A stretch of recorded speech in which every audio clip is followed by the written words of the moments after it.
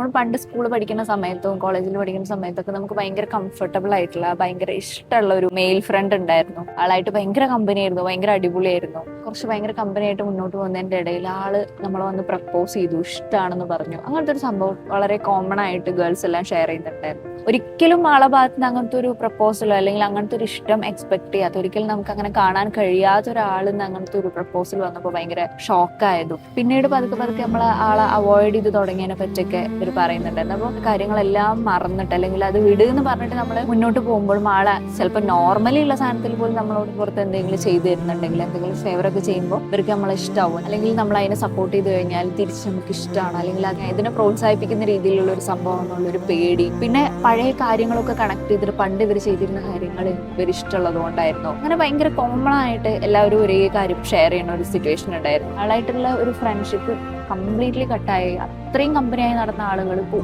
ഒരു ബന്ധമില്ലാത്ത രീതിയിലായ ഒരു സങ്കടമാണ് പലപ്പോഴും ഗേൾസിന് ഉള്ളതായിട്ട് എനിക്ക് ഫീൽ ചെയ്തിട്ടുള്ളത്. സോ നിങ്ങളുടെ ലൈഫിൽ അങ്ങനത്തെ ഒരു ആളുണ്ടെങ്കിൽ അവർക്ക് ഈ വീഡിയോ ഒന്ന് ഷെയർ ചെയ്ത് കൊടുക്കണേ.